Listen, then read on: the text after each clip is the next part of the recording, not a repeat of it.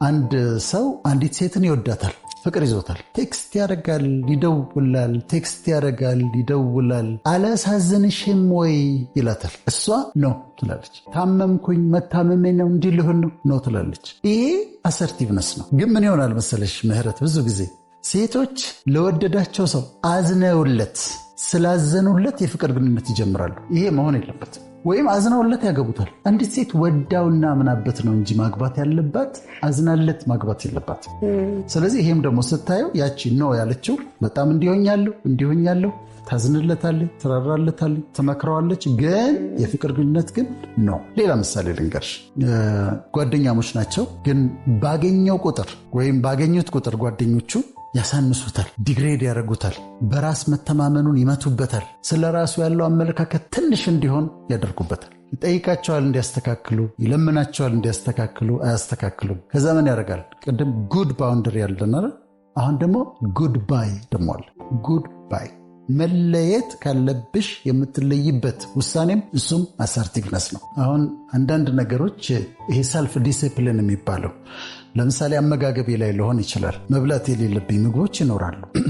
ወይ ክብደት እንዳልጨምር ወይም ደግሞ ለጤና አይጠቅምም ብዬ የማልበላቸው ነገሮች ይኖራሉ። ግን አንዳንዴ ያምረኛል። ከዛ ገዢው ቲና ወይም ቀርቦ ልትበይቲና ኖ ትያለሽ። እሱ ደግሞ ራስን ለመግዛት በጣም ይጠቅመን ነገር ነው። በኃይል ይጠቅመናል። በቤተሰብ ነው የሚባሉ ነገሮች አንዳንዱ ለጥቅማችን ነው። ለምሳሌ ወደ የራሳችን ውሳኔ መወሰን የማንችልበት ዕድሜ ላይ ባለንበት ጊዜ ቤተሰብ አይሆንም የሚልበት ጊዜ አለ። ለምሳሌ ናይት ክለብ ጓደኞቼ ይሄዳሉና እኔ መሄድ እፈልጋለሁ ስትል አንዲት ሴት ልጅ ቤተሰብ ኖ ይላል። አደገኛ ሆኖ ሲታየው ቤተሰብ ስለሚያውቅ የበለጠ ወላጆች ማቹር ስለሆኑ ኖ የሚሉበት ጊዜ አለ።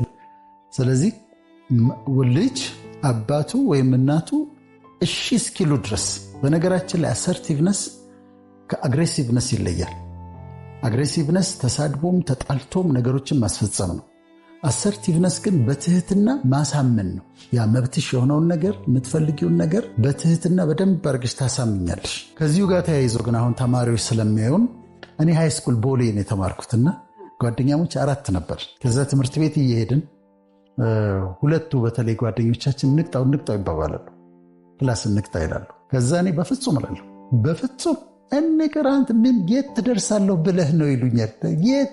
የት ደርሳለሁ ብለህ እስቲ እናያለን የት እንደምትደርስ ነው ይሉኛል። ሌላው አንዱ ጓደኛዬ አሸንፈዋለሁ ወደ እኔ ይመጣል። ዳይታፕዬ ይባላል፣ አሜሪካ ነው ያለው እና አሸንፈውና ወደ እኔ ወስደዋለሁ ወደ ትምህርት ቤት። እነሱም ቢብሎ ይቀራሉ።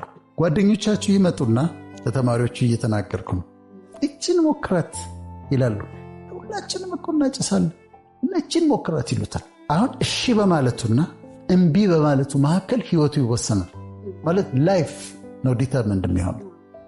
እሺ ካለና አንዴ ከቀመሰው የማይወጣበት ወጥመድ ውስጥ ሊገባ ይችላል። እምቢ ካለና ጓደኞቼ ቢያዝኑ ይሻላሉ ካለ ግን ያመልጣል። ስለዚህ እኔ የምላቸው ወጣቶችን፣ ተማሪዎችን እምቢ በሉ። ሴይ ኖ። ሲጋራ ቅመሳት ኖ። ናይት ክለብ ይሆን ብናም ፓርቲ ተዘጋጅቷል እንሂድ ኖ። እኔ የመጣሁት እዚህ ኮሌጅ ተማሪዎችም ሊሆን ይችላሉ። አንዲት ሴት ይነዘንዟት ይሆናል እንዲህ ካልሄድን፣ ጭፈራ ካልወጣን። እኔ የመጣሁት እዚህ ዩኒቨርሲቲ የመጣሁት ኮሌጅ የመጣሁት ለዓላማ ነው፣ ለመማር ነው የመጣሁት። ኖ ማለትን ልመዱ። አሰርቲቭነስ ይኖራቸው። ኖ ማለት በጣም በጣም አስፈላጊ ነገር ነው። የፒር ፕሬሸርን ወጣቶች የሚቋቋሙበት ኖ በማለት የሚያመልጡት ችግሮች አሉ በብዛት እና ሊለማመዱት የሚገባ ነገር ነው ብዬ አምናለሁ። ከዚሁ ጋር ተያይዞ መጀመሪያ ሲጀመር ያ ሰው ትክክል ካልሆነ፣ ያንቺ ካልሆነ፣ በፐርሰናሊቲ ኮምፓቲብል ካልሆናችሁ፣ ኮሚኒኬሽናችሁ ጥሩ ካልሆነ መጀመሪያ ጥያቄው ራሱ ሲመጣ ኖ ማለት አለብሽ። ሊለምን ይችላል፣ ወድጄሻለሁ ሊል ይችላል፣ በጣም ብዙ ነገር ሊያደርግ ይችላል። ትክክል ካልሆነ ሪሌሽንሺፑን ኖ ማለት አይሆንም ማለት አንድ ነገር ነው። ትክክል ሆኖ ግንኙነቱ የፍቅር ግንኙነቱ ከተጀመረ ደግሞ ምናልባት ወንዱ ቀድሞ የሚፈልጋቸው ነገሮች አሉ። ፕሪማሪታል የሆኑ ከጋብቻ በፊት የሆነ ጾታዊ ግንኙነት ሴክሹዋል ሪሌሽንሺፕ ሊፈልግ ይችላል። ኖ ማለት መቻል አለበት። ኖ ካላልኩት ላጣው እችላለሁ። እጪው ምንም ችግር የለም ከወደደ ይቆይ ያስቱ ዌይት እስከ ጋብቻው ቀን ድረስ እና እሱ ላይ እንደውም አንዱ እኮ ከፍቺ ምክንያቶች አንዱ ከተጠኑ የፍቺ ምክንያቶች ሲጋቡ እንዳይተማመኑ የሚያደርጋቸው ከጋብቻ በፊት የሚደረጉ ጾታዊ ግንኙነቶች ናቸው። ግን ኖ ብላ ስታቆየው ትዳር ውስጥ ሲገባ ያምናታል። እሱም ራሱ ኖ ብሎ ከቆየ ትገረማለች። አይ ግድ የለም እስከ ጋብቻ ድረስ ምንም እንድናደርግ አንፈልግም ብሎ እምቢ ብሎ ራሱ ወስኖ ከቆየ ትዳር ውስጥ ከገቡ በኋላ የትም ሀገር ቢሄድ ታምነዋለች። እድሜያ ከጋብቻ በፊት ግን የሚደረግ ጾታዊ ግንኙነት ሲገቡ እንዳይተማመኑ ያደርጋል። ከጋብቻ በፊት ከኔ ጋር እንዲማረግ ከቻለች ከሌላ ሰውም ጋር አድርጋለች፣ ከጋብቻ በፊት እንዲማረግ ከቻለ እሱ ሊያደርጋል ብለው አለመተማመን ያመጣል። ስለዚህ እዚህ ጋም አይ ማለት ኖ በጣም እኮ አሪፍ ነገር ነው። ስለዚህ አሁን እንዲለምዱት ነው የምንፈልገው። አሰርቲቭነስን መብታቸውን ማስጠበቅ ያለባቸው ቦታ ላይ በትህትና በአክብሮት፣ ባውንደሪ ማስመር ያለባቸው ቦታ ላይ በትህትና በአክብሮት፣ እምቢ ማለት ያለባቸው ቦታ ላይ ታስረዳዋለች። ይህ ይሄድብናል፣ ልንጋባ አይደል እንዴ? ስንት 10 ዓመታት እኮ አብረን እንኖራለን እና ሌትስ ዌይት እንጠብቅ ብላ ማስጠበቅ መቻል አለባት። እና እንደሱ ሲሆን ትዳር ውስጥ ሲገቡ በኃይል ያማረ ግንኙነት ይሆንላቸዋል ማለት ነው። ጓደኝነት አሁን ጓደኛሞች ያዩናል አይደለም? ይህንን ወስደው መጠቀም አለባቸው። ምን ያድርጉ? ሲገናኙ 3-4 ቢሆኑ የማይወዱትን ነገር ይነጋገሩ። እኔ እኮ የኛው እኮ አልወደውም ትበልና ትንገራቸው ወይም ይንገረው። ያው እንትን እያልኩ ነው እንጂ እቺኛዋን ቀልድ አልወዳትም። ለምሳሌ በአካል ላይ የሚቀለዱ ቀልዶች አሉ። በቆዳ ቀለም፣ በቁመት ርዝመት ማጠር እንደዚህ የሚቀለዱ ቀልዶች አሉ። ላይወደው ይችላል፣ እሱ ላይወደው ይችላል፣ ግን ዝም ብሎ ይስቃል። ግን ሁሌ ይከፋዋል በጣም። ስለዚህ ጓደኛሞች ከሆኑ ግልጽነት ማምጣት አለባቸው። እችኛዋን ነገር ነው የማልወዳት፣ እንደውም እችን ፕሮግራም አብረው አይተው መነሻ ሊያደርጉት ይችላሉ። ይሄኛውን ነገር አልወደውም ማለት። ሌላ ጓደኝነት ላይ ይሉኝታ ሲይዝ አንዷ ለምሳሌ የልጇን ትምህርት ቤት ልትከፍል ነው። ሰኞ ትምህርት ቤት መክፈል አለባት። ቅዳሜ ጓደኛዋ ትመጣና ብር አበድሪኝ ትላታለች። አሁን እሷ ብታበድራት ጥሩ ነው፣ ብትሰጣት እኮ ጥሩ ነው። ግን የልጇን ትምህርት ቤት ሰኞ መክፈል አለባት። ግን በይሉኝታ ምን ታደርጋለች? ጓደኛ የጠይቀኝ እንዴት አልሰጣትም ብላ ትሰጣታለች። ሰኞ ከትምህርት ቤት ይደወልላታል። ይሄ የማይሆን ነገር ነው። ስለዚህ ማስረዳት።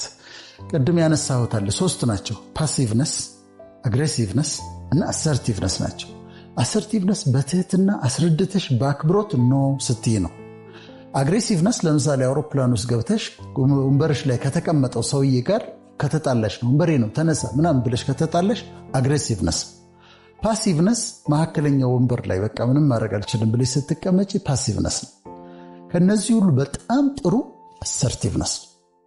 ሲኒማ ቤት ገብተሻል እንበል።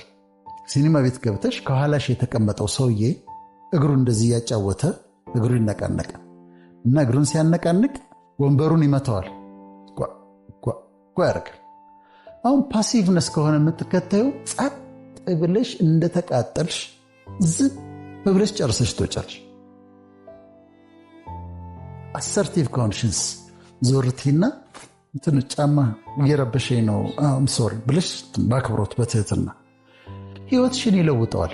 አሰርቲቭነስ በጣም ይለውጠዋል። ጓደኝነት በሚውቹዋል ሪስፔክት ላይ የተመሰረተ ነው። እርስ በርስ በመከባበር ላይ መመስረት አለበት። በኢምፓቲ ያንቺ የሚሰማሽን ስሜት እኔ ተሰምቶኝ በአንቺ ቦታ እያረኩ ራሴን እያየሁ በዛ ላይ የተመሰረተ ነው። በጥቅም ላይ መሰረተን። ጥሩ ጓደኛ ያላቸው ሰዎች የተሻለ የአእምሮ ጤና አላቸው። ያ ግን የሚሆነው ተነጋግረው የሚወዱትንና የማይወዱትን ነገር ተነጋግረው ይቺን አልወድም፣ ሁለተኛ እንዲህ እንዳትሉኝ፣ እንዲህ ስትሉኝ አልወድም። ለምሳሌ ባገኟት ቁጥር መቼ ነው የምታገቢው ሊሏት ይችላሉ። አንቺ አታገቢም እንዴ? መቼ ነው የምታገቢው? ወይም ደግሞ ከዛም አልፎ አሁን ባውንደሪ ተመልከች፣ ከዛም አልፎ እድሜሽ እኮ እየሄደ ነው ሊሏት ይችላሉ። ይኸውን ባውንደሪ። ይሄ ነገር እሷ በተገናኙ ቁጥር ዳውን የሚያደርጋት ከሆነ ስትለያይ ከነሱ ጋር ተጫውታ ስትለያይ ከፍቷት 1 ሳምንት የምትቀመጥ ከሆነ ሻስቱ ተልጥም ይሄን ነገር እኮ አልወደውም ማለት አለበት። በግልጽ ካደረጉት ከዛ በኋላ ተከባብረው ህይወታቸውን ኢንጆይ ያደርጋሉ። ወላጆች ላይ ከፓረንቲንግ ስታይልስ የሚባሉ አሉ። ከፓረንቲንግ ስታይልስ አንዱ ፐርሚሲቭ የሚባለው ፓረንቲንግ ስታይል ነው። ፐርሚሲቭ ፓረንቲንግ ስታይል ልጅ የሚለውን ነገር ሁሉ እሺ ማለት ነው። አይፓድ ይገዛልኝ፣ እሺ። ላፕቶፕ ይገዛልኝ፣ እሺ። ስልኬ ይቀየር፣ እሺ። ለረፍት ዱባይ መሄድ ትፈልጋለሁ፣ እሺ። ጓደኛዬ ቤት ማደር እፈልጋለሁ፣ እሺ። አሁን አባትና እናት ምን ማድረጋቸው መሰለሽ? ለልጆቹ በቃ ሀብት አላቸው፣ የወደደውን ሁሉ ማድረጋቸው ነው። ግን በጣም እየጎዱት ከአራቱ ፓረንቲንግ ስታይልስ በጣም ፈጽሞ ተቀባይነት የሌለው ፐርሚሲቭ ፓረንቲንግ ስታይል ነው። ጥሩ እያደረጉለት እንዳልሆነ ይወቁ ወላጆች። እኔ ለልጆቼ ማድረግላቸው ነገር አለ። አንዳንድ ነገሮች ላይ ኖ እላቸዋለሁ። እሺ እምላቸዋለሁ። ልደት ልሂድ፣ እሺ። እንደዚህ እሺ። ዴንጀር የሌለባቸው አጥንቼ ከወላጆቻቸው ጋር ተደዋውዬ አደጋ የሌለበት። ከዛ አንዳንድ ነገር እነሱ ጥሩ የመሰላቸው ግን ጥሩ ያልሆነ ነገር ሲመጣ የዛ ጊዜ ኖ እላቸዋለሁ። እና ወላጆች ገንዘብ ስላላቸው ጥሩ ነገር ያደረጉ እየመሰላቸው ፐርሚሲቭ ሆነው ሁሉን ነገር ለልጅ እሺ ካሉ ልጆቻቸውን ችግር ውስጥ ይከታሉ። አይ ቲንክ ይሄኛው ከሁሉ የሚከብድ ይመስለኛል። የስራ ጉዳይ አለቃ ነው። ጆብ ዲስክሪፕሽን አለሽ ምህረት፣ ኢቢኤስ ውስጥ የምትሰሪያቸው ጆብ ዲስክሪፕሽን አሉ። ይሄ የምህረት ስራ ነው ተብሎ ጋዜጠኛ ምህረት የምትሰራቸው ስራዎች እነዚህ ናቸው ብሎ ተወስኖልሻል። ግን ከዛ ያልፍና ሌላ መስሪያ ቤቶች ከዛ አልፈው ያ ሰው ከተሰጠው ጆብ ዲስክሪፕሽን የስራ ዝርዝር ውጭ የሆኑ ነገሮችን እንዲሰራ ይጠየቃል። ደስተኛ አይሆንም። አሁን ምንድነው ማድረግ ያለበት? አንድ ቀን ሊታገስ ይችላል፣ 2 ቀን ሊታገስ ይችላል። አንዱ በስራ ቦታ ወርክ ፕሌስ በርናውት የሚባለው ወርክ ፕሌስ በርናውት ከሚመጣባቸው ነገሮች አንዱ ይሄ ነው። ከስራ ዲስክሪፕሽን ውጭ ከጆብ ዲስክሪፕሽን ውጭ እንዲሰሩ ሲታዘዙ ወይም ከሰዓታቸው ውጭ እንዲሰሩ ሲታዘዙ። አሁን እዚህ ጋር አሰርቲቭነስ እንዴት ነው የሚመጣው? አይጣላም ካለቃው ጋር። ከተጣላ አግሬሲቭነስ ነው። ዝም ብሎ አይገዛም። ከተገዛ ፓሲቭነስ ነው። አሰርቲቭነስ ግን ምንድን ነው የሚያደርገው? ጊዜ ጠብቅና በጣም በትህትና ሆኖ በአክብሮት ሆኖ አለቃውን እኔ ስራዬ ይሄ ነው፣ ተጨማሪ ይሄን በምሰራበት ጊዜ ይቃጠላል፣ ለልጆቼ ጊዜ መስጠት አልችልም፣ እማነብበት ጊዜ ይወሰዳል። እና እነዚህ ነገሮች ቢነሱልኝ። አሁን አሰርቲቭነስ ላይ ምን አለ መሰለሽ? አክብሮትና ትህትና አለ፣ ጥበብም አለ። ገብቶ በጥበብ በአክብሮት በትህትና ያ ነገር እየጎዳው እንደሆነ መናገር አለበት። ፓሲቭ ሆኖ ግን እዛ ሄደ እሺ ይሄን አድርግ፣ እሺ ይሄን አድርግ፣ እሱ እያስደሰተ ነው ይመስለው፣ ግን ውስጡ ከፍቶታል። አለቅየው ደግሞ ላያውቅ ይችላል እኮ እየተጎዳ እንደሆነ አለቅየው ላያውቅ ይችላል። ስለዚህ አሰርቲቭ ስትሆኚ ጥበበኛ ሆነሽ በአክብሮት በትህትና ትገቢና ይሄኛው ነገር አይመቸኝም፣ ሌሎች ቢሰሩት ቤተሰብ ይጠብቀኛል፣ የማንበቢያ ጊዜን ይወስዳልና እንደው ይህን ብታስተካክልልኝ ታያለሽ። ያስተካክልሽ እና ስራ ቦታ ላይም ኖ ማለት ሳይሆን ይሄ አግሬሲቭ የሆነ ኖ ሳይሆን ስራሽ እንዳታጪ በትህትና ነገሩን ማስረዳት በጣም አስፈላጊ። ኖ የምንለው ቅድም እንዳልነው በህይወታችን ወሳኝ የሆነ አሁን ለተማሪዎች እንደነገርናቸው ህይወታችንን የሚጎዳ ከሆነ አእምሯችን ላይ ጭንቀት እያመጣብን ከሆነ አንዛይት እያመጣብን ከሆነ ያ ጉዳይ ለምሳሌ ቃላቱ፣ ቀልዱ ጭንቀት እያመጣብን ከሆነ ድብርት እያመጣብን ከሆነ ዲፕሬሽን፣ ያንን ነገር ካሳለፍን በኋላ ሄደን ዳውን ሆነን የምንቀመጥ ከሆነ ዲፕሬሽን እያመጣብን ከሆነ የአእምሮ ጤናችንን እየጎዳብን ከሆነ ማንበቢያ ጊዜያችንን የሥራ ጊዜያችንን እየጎዳብን ከሆነ እነዚህ ነገሮች ኖ ማለት አለብን። አሁን አንቺ ጋር ቃለ መጠይቅ እየሰጠሁ ነው አይደል? ደስ ብሎኝ ነው የመጣሁት። ቶፒኩ አሳምኖኝ ሚዲያችሁም ደግሞ ለህዝብ እንደሚደርስ ይሄ መልእክት ሰው ጋር ደርሶ ለውጥ እንደሚያመጣ ስለማውቅ ነው።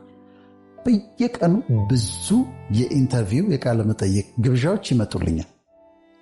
ሁሉን እሺ ብልስ እችላለሁ? አልችልም። አንዳንዶች አዲስ ፕሮግራም ጀምረው ያው እንዲታይ ከመፈለግ ከመውደድ፣ ግን አሁን ሁሉንም እሺ ካልኩኝ መቼ ነው እኔ ሪፊል የማደርገው? መቼ ነው የማነበው? መቼ ነው የማሰላስለው? መቼ ነው ቀደሙ ምጨምረው ደግሞ?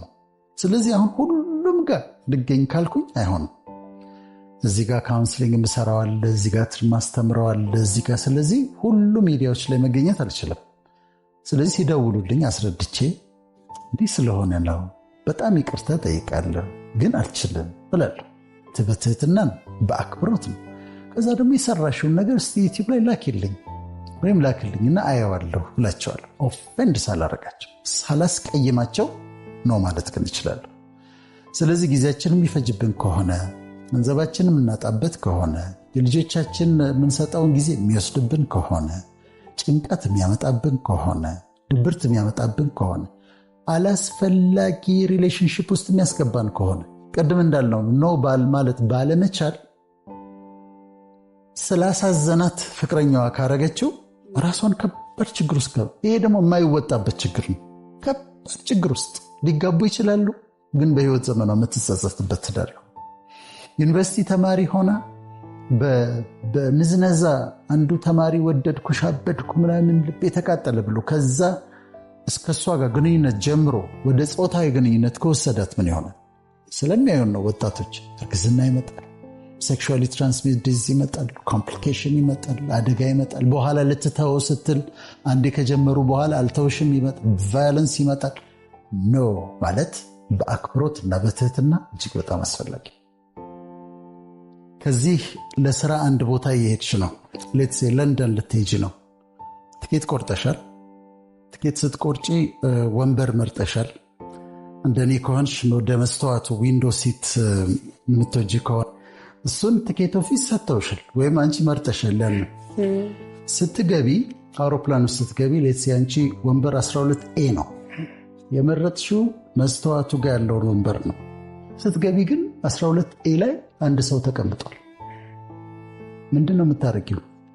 አሰርቲቭ ካልሆንሽ በቃ ተቀምጦበታል ታፍሪና ምን ማድረግ እችላለሁ ቲና መሀለኛ ወንበር ላይ ተቀምጠሽ ያንን ሁሉ ሰዓት እንደተናደድሽ እንደከፋሽ ትደርሻለሽ። ግን ይሄ ወንበር በትህትና ግን በድፍረት ይሄ ወንበር እኮ የኔ ነው 12A የኔ ነው ካልሽ ወይም ደግሞ ሆስተስዋን ትጠሪያትና ይሄ ወንበር ይሄ ነበረ ግን ሰው ተቀምጦበታል ብለሽ በትህትና ስትጠይቂ ሰውየው ይነሳል። አንቺ ዊንዶ ሲትሽ ላይ ተቀምጠሽ በደስታ ትሄጃለሽ። ይሄ አሰርቲቭነስ ይባላል። አንዱ ትርጉሙ አሰርቲቭነስ ከይሉኝታ ርቀሽ መብትሽን የማስጠበቅ ችሎታ አሰርቲቭነስ ይባላል። ሌላ ምሳሌ ልንገርሽ። እኛ ሜዲካል ስኩል እያለን ሕክምና ተማሪዎች እያለን ጓደኛሞች ሲያወሩ ወንዶቹ ጓደኞቻችን አንቺ ይባባላሉ እና አንቺ ያጠናሽ እንዲሁ ዛሬ በጣም እያጠናሽ ነው፣ ደግሞ በጣም አሪፍ ሰራሽ ፈተናውን ይባባላሉ። አንድ ቀን ከመካከላችን አንዱ በጣም ዲሲፕሊን የሆነ ጓደኛችን ነው ተነሳና አንድ ጊዜ ይቅርታ አድርጉልኝ አለ። እኔ ያለ አንቺ ሲሉኝ አልወድም፣ ስለዚህ አንቺ አትበሉ አለ። ስታወሩ አንቺ ምናምን እናንተ ከፈለገ እኔ ግን አትበሉ፣ እኔ ወንድ ነኝ አንቺ መባል አልፈልግም ማለት የሴትነትን ማሳነስ ሳይሆን ግን ወንድ ነው። ከዛ ቀን ጀምሮ ሁሉም ተማሪ እሱን ማንን ሰው አንቺ አይለውም። አሁን ምንድን ያደረገው? መስመር ነው ያሰመረው። አሰርቲቭነስ ማለት በህይወትሽ የምታሰምሪው መስመር ነው። ከዚህ አትለፊ፣ ከዚህ አትለፍ። ይሄ እኔ ባውንደሪ ነው፣ ባውንደሪውን አስመር ያለሁና በቃ ጓደኞች እንዲያትበሉኝ ማለት አሰርቲቭነስ ነው። መስመርሽን ማስመር፣ የማትወጂውን ነገር መናገር፣ ይሄን አልወድም እንዲህ ሲሉኝ አልወድም ማለት እሱ አሰርቲቭነስ። መጨረሻ ነጥብ የማደርገው መቼም ከፈጣሪ የበለጠ ደግ የለም አይደል? ከፈጣሪ የበለጠ ቸር የለም። ግን እሱን ስንጠይቀው በጸሎት ስንጠይቀው አንዳንዱን ራይት አዌ የስ ይላል። ሁለተኛው እሺ ይልና ግን ጊዜ አለው፣ ነገርን ሁሉ በጊዜ ውብ አድርጎ ሰራው ስለሚል ጊዜ ይቀጥርለታል። 6 ወር ሊሆን ይችላል፣ ከዓመት በኋላ ከወር በኋላ ሊሆን ይችላል፣ ግን ጊዜ ይቀጥርለታል። አንዳንዱ ግን ማወቅ ያለብን ስንጸልይም እሱ ራሱ በጣም ደግ የሆነው ቸር የሆነው ኖ የሚልበት ጊዜ አለ። ያንን ሪስፔክት ማድረግ ያስፈልጋል። ሳውዝ አፍሪካ ካልሄድኩ ትይዋለሽ፣ ከዛ ቪዛ እንዲመታልኝ ብለሽ ጾም ጸሎት ይዘሽ ምናምን ከዛ ስትገቢ ትከለከያለሽ። ከላይ ኖ ብሏል። ለምን? ሄደሽ እንደማትጠቀም ያውቅ።